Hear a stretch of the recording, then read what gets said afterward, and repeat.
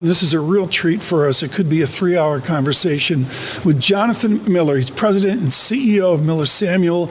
And all you got to know is when he wanders down Madison Avenue and he goes in Three Guys up by the Carlisle, the place comes to a complete halt. He is the most important person on real estate in this New York City, and I might add Miami and the rest of the country as well. Do we have a housing crisis in America, and do we see it in an inflation in housing that's 30% of the statistic we're going to see in 10 minutes? Absolutely. It is a crisis. It's a crisis of affordability at all levels. If you think about the Fed pivot a year and a half ago, it's probably had a disproportionate impact on housing because mortgage rates are such a big driver of the housing market itself.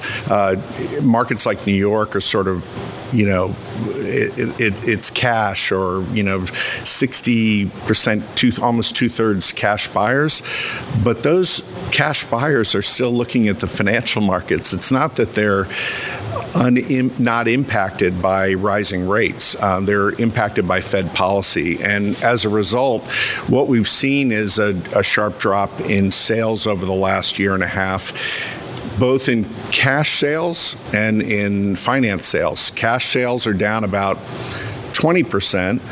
And finance sales are down between 40 and 50%. Let's dovetail this into 9 minutes from now when we get CPI and we get the sense of inflation. How do you see rents and home ownership just generally feeding into the inflation narrative next year? Do you think that it is going to disinflate or reinflate some of the discussions? I think the rental market is going to probably continue to disinflate, using your parlance. They've peaked. They peak in the summer seasonally, generally, in New York anyway, and we're seeing rents come down. But they're coming down nominally. The opposite of rising rents, as I've told you before, isn't falling rents. It's stabilizing rents. And I think we're looking at rents lower than peak, but not low, meaning that affordability is not materially improved. Some people would argue that for rates to go back to even close to where they were before the pandemic, you would have to see a real decline in house prices. You'd have to see a real material shift in one of the biggest costs for Americans. Do you foresee that anywhere on the horizon? No, simply because inventory is at, closer at all-time lows in many of the markets most of the markets around the country.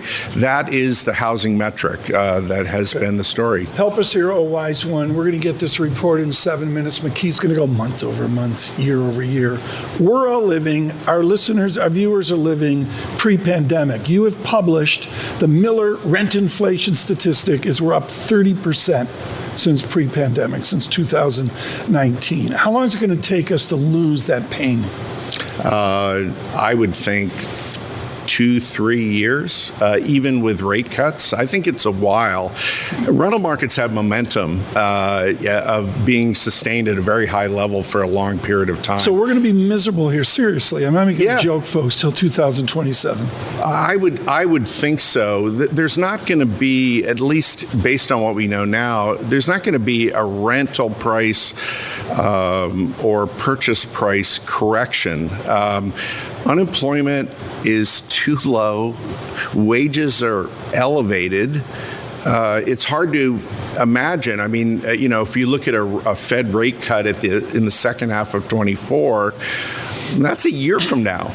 So, and that's not going to change overnight. One sort of positive component to this is I think that any kind of rate cut on the for sale market is going to have a disproportionately high reaction in terms of sales activity, that there's some sort of, the rate pivot interrupted what was this rocket ship of demand. So I think any minor cut is probably going to we're not talking going to 4 or 3% at all. What we're talking and maybe going in the 6s from the mid 7s. That's enough to grease the wheels? I think that's enough to grease the wheels, at least in the near term. Remember, right now in the most suburban markets, we're looking at bidding war market share of 40 to 50% of closings. Are still in a bidding war. Absolutely. We had a lull in the summer. The suburbs that surround New York you're looking at 40 to 55% of the closings in the third quarter were bidding wars. Could you see John, out in Larchmont or, up in Bronxville? Bronxville. I look in Bronxville all the time. north. There's no supply. There's no supply, Jonathan, coming online at all. It's the same old houses. It's much tighter in the suburbs than it is in the city. If you're to buy, I'm not saying it's more affordable, but the city relative to most markets, because it was late to the party, actually has more supply. It's just still not. Anything in the 60s, 70s for John? He's, we're out of figuring this out. Evidently, he's looking at 5 houses in the city. Based on TK's track record. I feel like that's the only reason I'm brought on is to give you house hunting advice. You got that right. You figured it out. Good, John Miller nailed that. John Miller there of Miller Samuel. John, it's good to catch up. It's good to see you.